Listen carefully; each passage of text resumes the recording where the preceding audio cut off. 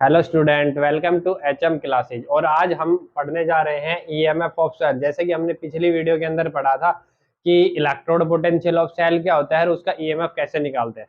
तो आज हम बात करेंगे कुछ न्यूमेरिकल्स के ऊपर जिनके अंदर हमें क्या फाइंड आउट करना है, ईएमएफ ऑफ सेल को फाइंड आउट करना है। तो चलिए देखते हैं न्यूमेरिकल, जिसके अंदर हमें कह रहा है कि calculate the EMF of cell. आपको क्या निकालना है यहाँ पे, ईएमएफ ऑफ सेल निकालना है। यहाँ पे आपको एक सेल रिएक्शन दी हुई है जिंक, और जिंक से क्या बन रहा है, जिंक 2+। यहाँ पे कॉपर 2+ है और उससे क्या बन रहा है, कॉपर बन रहा है। ठीक है, ये जो सेल रिएक्शन है ये दी हुई है in the form of electrochemical cell. ठीक है, इलेक्ट्रोकेमिकल सेल रिएक्शन जो होती है उनको इस टाइप से रिप्रेजेंट किया जाता है। तो यहाँ पे इसने ये क्या कहता है कि यहाँ पे जिंक से जिंक 2+ बन रहा है। जैसा कि मैंने इलेक्ट्रोकेमिकल सेल वाले टॉपिक में जब पढ़ाया था तो वहां पे समझाया था कि जो आपका साल्ट ब्रिज होता है, साल्ट ब्रिज से जो लेफ्ट साइड में जो वैल्यू आती है या फिर लेफ्ट साइड में जो आपका इलेक्ट्रोड होता है उसको हम क्या बोलते हैं, एनोड। और जो राइट साइड के अंदर जो इलेक्ट्रोड होता है उसको हम बोलते हैं कैथोड। ठीक है, तो यहाँ से अगर हम देखें तो ये हमारा क्या हो गया, एनोड हो गया, और ये हमारा क्या हो गया, कैथोड हो गया। मतलब जिंक के ऊपर जो इलेक्ट्रोड पोटेंशियल आएगा वो क्या आएगा, एनोड के लिए इलेक्ट्रोड पोटेंशियल आएगा, और कॉपर के ऊपर जो इलेक्ट्रोड पोटेंशियल निकालेंगे वो कैथोड के लिए कॉपर इलेक्ट्रोड पोटेंशियल निकालेंगे। ठीक है, तो जैसा कि आपको पता है कि ई नॉट ऑफ सेल यानी ईएमएफ को डिनोट कर रहे हैं हम ई नॉट ऑफ सेल से। ठीक है, और ये इसकी वैल्यू क्या आती है हमारे पास, E naught of cathode minus E naught of anode. ठीक है, ई नॉट ऑफ कैथोड का मतलब यहाँ पे standard reduction potential of cathode, and E naught of anode का मतलब है standard reduction potential of anode. लेकिन यहाँ पे अगर हम वैल्यू को देखते हैं तो यहाँ पे जो हमें इलेक्ट्रोड पोटेंशियल दिया हुआ है, स्टैंडर्ड इलेक्ट्रोड पोटेंशियल, वो कहाँ से कहाँ है, जिंक से जिंक 2+। मतलब जब आपका जिंक है वो चेंज हो रहा है जिंक 2+ के अंदर 2 इलेक्ट्रॉन्स को लॉस करके।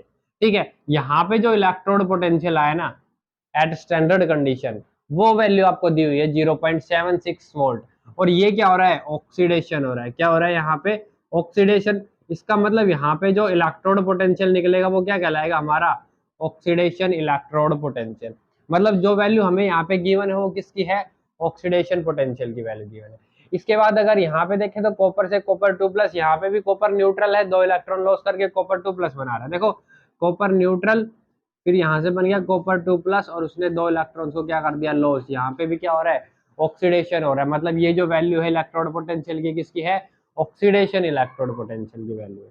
ठीक है, तो अब हम बात करते हैं, सबसे पहले इन वैल्यू को चेंज करेंगे हम रिडक्शन पोटेंशियल के अंदर, क्योंकि जब भी हम ईएमएफ निकालते हैं तो वहां पे जो वैल्यू यूज करते हैं अकॉर्डिंग टू आईयूपीएसी वो किसकी होनी चाहिए, रिडक्शन पोटेंशियल की वैल्यू होनी चाहिए।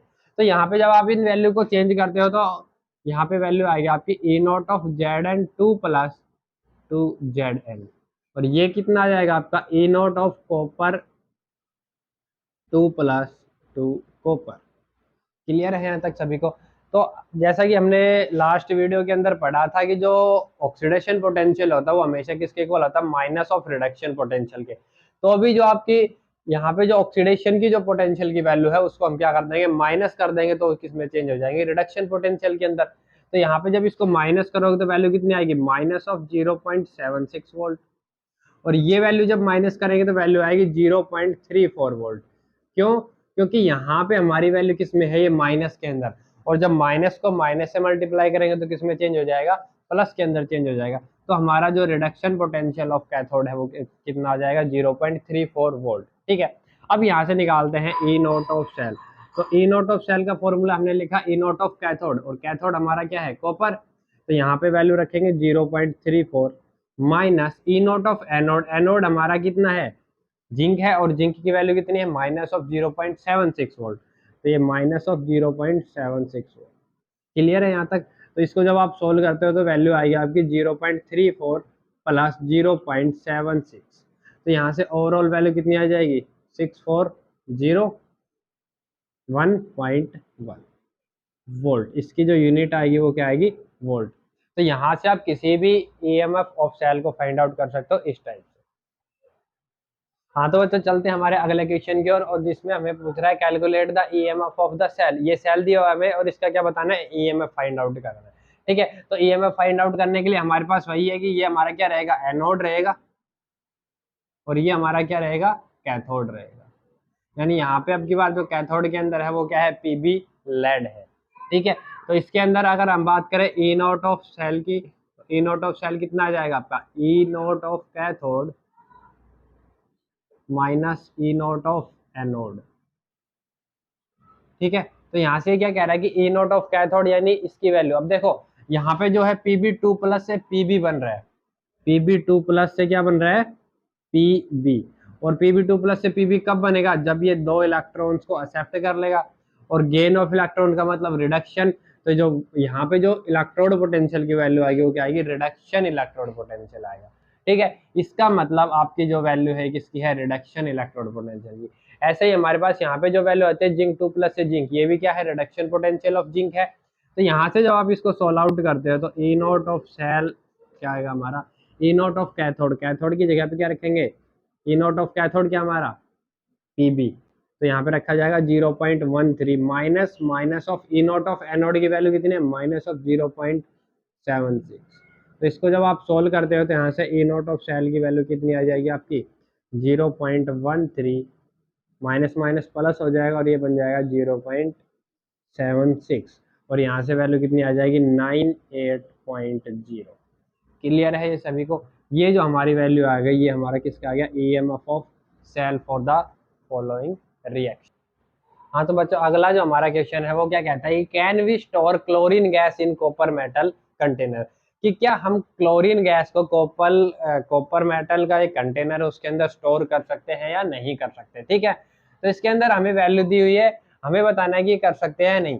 तो अगर मान लो अगर हम कॉपर को रिएक्ट करवाते हैं क्लोरीन के साथ में, तो यहाँ पे हमारे पास फॉर्मेशन क्या होती है, कॉपर क्लोराइड की। क्लियर है यहाँ तक सभी को।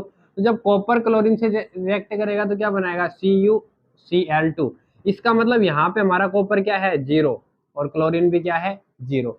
इधर जब ये जाएगा तो कॉपर कितना हो जाएगा आपका 2 प्लस, और क्लोरीन कितना हो जाएगा -1।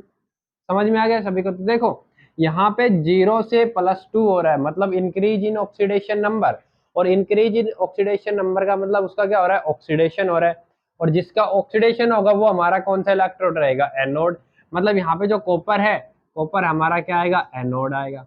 अब बात करें क्लोरीन की, क्लोरीन 0 से कितना हो रहा है, -1, यानी डिक्रीज इन ऑक्सीडेशन नंबर। और डिक्रीज इन ऑक्सीडेशन नंबर का मतलब क्या होता है, और रिडक्शन। और यहाँ पे रिडक्शन किसका हो रहा है, क्लोरीन का। तो ये हमारा एक्ट करेगा एज ए कैथोड, मतलब हमारा एनोड तो क्या रहेगा, कॉपर रहेगा, और कैथोड के ऊपर क्या रहेगा, क्लोरीन रहेगा। ठीक है, तो यहाँ से अगर हम बात करें इन, कि हमें बताना है कि इस क्लोरीन गैस को हम कॉपर मेटल के कंटेनर में स्टोर कर सकते हैं कि नहीं। तो अगर मान लो ये रिएक्शन होगी, ठीक है ना, कि अगर ये रिएक्शन टेक्स प्लेस करके ये प्रोडक्ट बनता है, इसका मतलब जैसे ही आपका कॉपर क्लोरीन के कॉन्टेक्ट में आएगा वो क्या बना लेगा, कॉपर क्लोराइड, मतलब वहां पे क्लोरीन गैस नहीं बचेगी। तो यहाँ इसका मतलब ये होगा कि हम इसको इसके अंदर स्टोर नहीं कर सकते। लेकिन हमें ये नहीं पता कि रिएक्शन हो सकती है या नहीं हो सकती। इसके लिए हम क्या निकालेंगे, इसका ईएमएफ निकालेंगे। क्या निकालेंगे, ईएमएफ।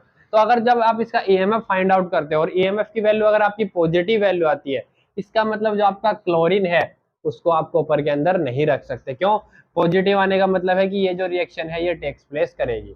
ठीक है, और अगर ये वैल्यू नेगेटिव आती है इसका मतलब ये रिएक्शन टेक्स प्लेस नहीं करेगी। तो हम इसको जो आपका क्लोरीन गैस है उसको कॉपर के अंदर इजीली प्लेस कर सकते हैं। ठीक है, तो यहाँ से चलो फाइंड आउट करते हैं ईएमएफ ऑफ सेल।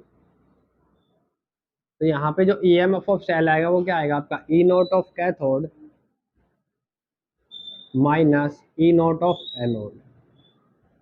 सिंपल है। तो यहाँ से ईएमएफ निकालेंगे, E naught of cathode, cathode पे हमारा क्या है, क्लोरीन, और इसकी वैल्यू कितनी दी हुई है हमें, 1.3 वोल्ट। क्लियर है सभी को यहाँ तक। इसके बाद में क्या कह रहा है कि माइनस, और ई नॉट ऑफ एनोड, एनोड पे हमारा कौन है, कॉपर है, और कॉपर की वैल्यू हमें कितनी दी हुई है, देखो यहाँ पे भी ये रिडक्शन पोटेंशियल है और ये भी क्या है, रिडक्शन पोटेंशियल। क्योंकि देखो कॉपर है, इलेक्ट्रॉन गेन करके कॉपर न्यूट्रल हो रहा है, यहाँ पे क्लोरीन है, इलेक्ट्रॉन गेन करके Cl नेगेटिव बना रहा है। तो ये हो गया आपका 0.34। ठीक है, ये आ गया 1.3 माइनस 0.34। ये वैल्यू जब यहाँ पे प्लेस करेंगे तो हमारा ओवरऑल रिजल्ट क्या आएगा, यहाँ पे जब आप सब्ट्रैक्ट करते हो आपके 1.3 माइनस 0.34, तो यहाँ से जब इसको सब्ट्रैक्ट करोगे तो वैल्यू कितनी आ जाएगी आपके पास, यहाँ से 0 आएगा, यहाँ से 0 आएगा तो कितना हो गया 6 होने के बाद में ये आगे आएगा, इधर 13 हो गया था, 13 से इधर 12 में से 3 गया तो कितना बचेगा 9.0, यानी हमारी जो वैल्यू आएगी वो कितनी आएगी 0.96 वोल्ट। इसका मतलब जो वैल्यू हमारी आ रही है वो क्या आ रही है, पॉजिटिव वैल्यू आ रही है। अगर ईएमएफ की वैल्यू पॉजिटिव मतलब ये रिएक्शन टेक्स प्लेस करेगी, और अगर ये रिएक्शन टेक्स प्लेस करेगी तो हम क्लोरीन को कॉपर के अंदर, कॉपर कंटेनर में नहीं रख सकते। तो जो हमारा आंसर आएगा वो क्या आएगा कि no, we can not store chlorine gas in copper container.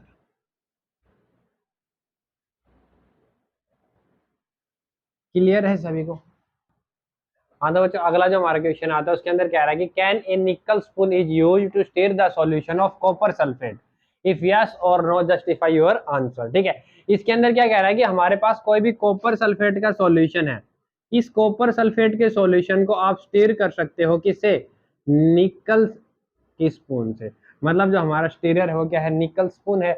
इसका मतलब हमारा जो इलेक्ट्रोलाइट है वो क्या है, कॉपर सल्फेट, और उसके अंदर हमने इलेक्ट्रोड किसका प्लेस किया हुआ है, निकल का। तो यहाँ से अगर रिएक्शन होती है तो रिएक्शन क्या हो सकती है, अकॉर्डिंग NiCuSO4, और यहाँ से आपका क्या बन सकता है NiSO4 प्लस Cu। क्लियर है सभी को?